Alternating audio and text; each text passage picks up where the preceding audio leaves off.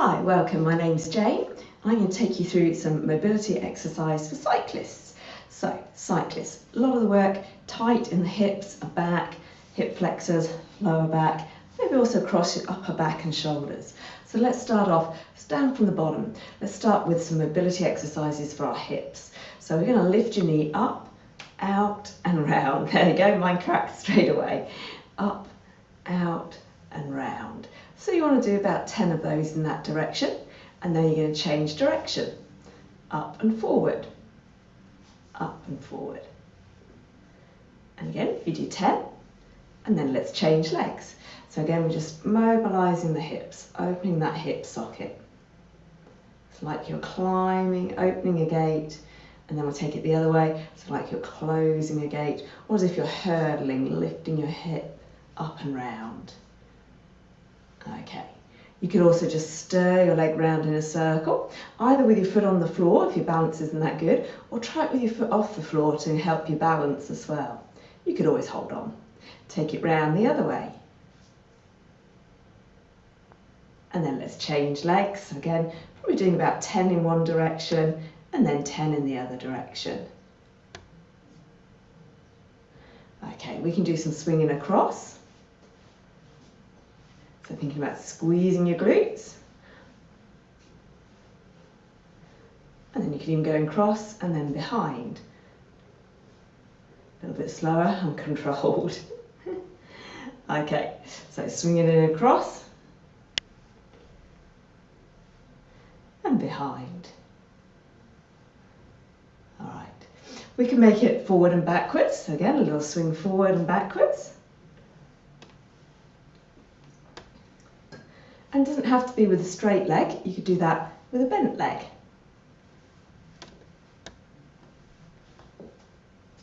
And then again, you could do some figure of eights in front of you.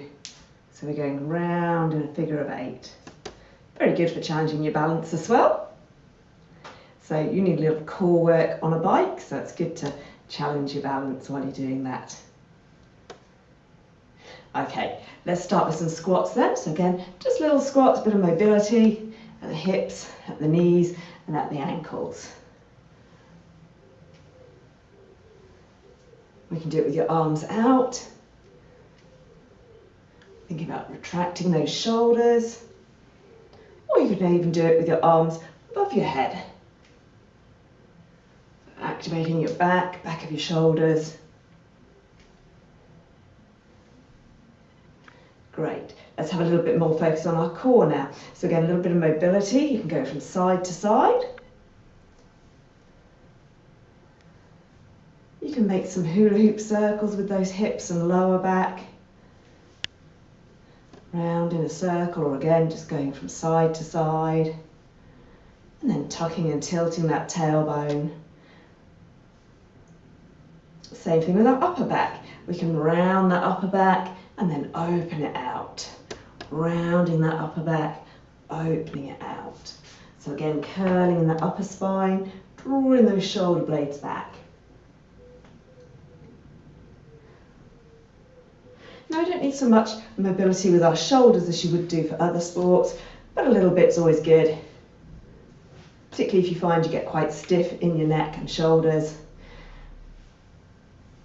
So more focus then, tucking your chin back. So we're just working the muscles in that upper back and neck. Some more strength rather than mobility required there. Okay, let's look at a nice hip flexor stretch you can do though. So come down to the floor, one knee kneeling and the other foot forward. Think about tucking your tailbone under and then squeezing your glutes, your bottom, and you're going to get a nice hip flexor stretch here. So it's not the same as lunging forward there. You're keeping upright, tucking that tailbone and squeezing your glutes. Good. Change legs. So again, just tuck that tailbone, squeeze your glutes, and you feel that on that hip flexor there. Now another good one for tight glutes is our pigeon pose from yoga. So you're going to bring your foot across, drop the knee down, and slide your other leg back. But again, this is more of a stretch than a mobility one, but it's still a good one to do. You then see how far you can relax down onto your elbows, or maybe head on the floor.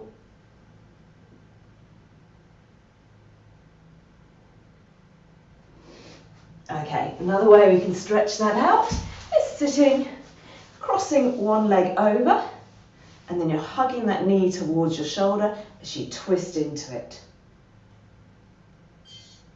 Good.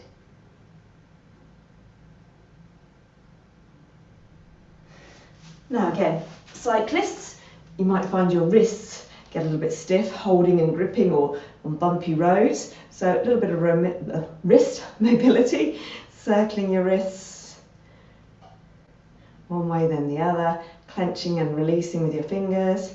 But another really good one for that is down on the floor again. Just rocking your weight forward and back. You can turn the hands over.